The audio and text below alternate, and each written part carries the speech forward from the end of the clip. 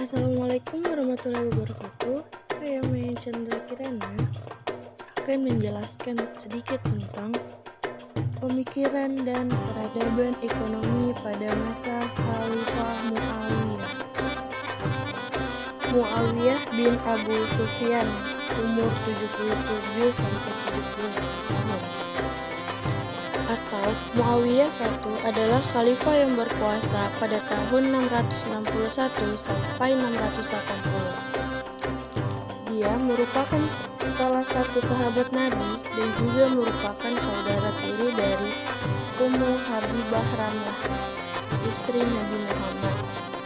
Meski Utsman bin Affan sebenarnya merupakan khalifah pertama dari Bani Umayyah, Muawiyah adalah khalifah yang menjadikan Umayyah sebagai dinasti di kekhalifahan.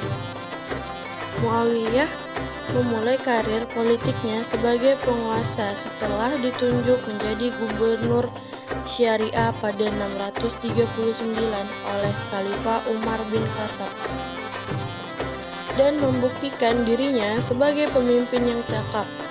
Salah satu capaiannya adalah pembentukan Angkatan Laut Muslim pertama, pembunuhan Khalifah Utsman bin Affan pada tahun 656, dan perbedaan pendapat mengenai status pembunuhannya menjadi terjadinya perselisihan antara pihak Muawiyah dan Khalifah Ali bin Abi Thalib yang berujung pada pertempuran sifil.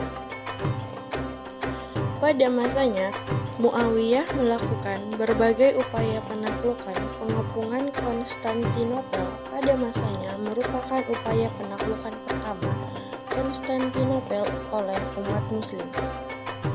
Perselisihannya dengan Ali bin Abi Thalib juga menunjukkan putranya untuk menjadi khalifah sepeninggalannya, merupakan tema utama yang menjadikan Muawiyah sebagai sosok yang kontroversial dalam sejarah Islam. Literatur Madinah awal dan Abbasiyah awal memiliki gambaran yang baik terkait Muawiyah, tetapi tidak demikian dengan literatur Abbasiyah pada masa belakangan yang lebih cenderung bersifat anti-Umayyah. Sejarah Kesultanan Utsmaniyah. 1. Sultan pertama dan berdirinya Kesultanan Utsmaniyah. Berdirinya kesultanan berawal pada paruh kedua abad 6 Masehi. Bangsa Turki yang berasal dari Turkestan melakukan migrasi besar ke wilayah Asia Kecil dan tinggal di tepi sungai Amudarya, Tabaristan, dan Gorgan. Kontak pertama bangsa Turki dengan Muslim terjadi di masa pemerintahan Umar bin Khattab yang berlanjut di era Utsmani bin Affan. Turki selanjutnya banyak berperan di masa Khalifah Abbasiyah. Peluang ini dibuka Khalifah Al-Mu'tasim. Bangsa Turki kemudian berhasil mendirikan Kesultanan Seljuk yang berakhir di masa Ghiyatsuddin Abu Syuja Muhammad. Sebelum kejatuhan Seljuk, sekelompok yang dipimpin Sulaiman berimigrasi menghindari serangan Mongol. Kepemimpinan Sulaiman dilanjutkan putranya Ertugrul yang mendapat sebidang tanah di barat Anatolia dari Seljuk. Era Ertugrul dilanjutkan Utsmani yang memperluas wilayah kekuasaan hingga Byzantium yang menggetarkan semua lawannya. Di era Utsmani inilah Kesultanan Utsmani resmi berdiri. Kejayaan Kesultanan Utsmani. Kesultanan Utsmani mencapai masa keemasan pada abad ke-16 di era pemerintahan Sultan Salim I. Sang khalifah fokus pada ekspansi ke arah selatan Turki dan tak ingin kehilangan wilayah penaklukan. Sultan Salim I mempersatukan Baghdad, Kairo, dan sisa-sisa kekuasaan Byzantium dalam satu payung kekuasaan pada abad 15 sampai abad ke-17. Kesultanan Utsmaniyah menjadi kekhalifahan Islam terpenting di Timur Tengah dan semenanjung Balkan. Takhta Sultan Salim I dilanjutkan Sultan Sulaiman I pada 1520. Turki Utsmani berhasil menguasai lembah Sungai Nil di Mesir dan lembah Sungai Furat.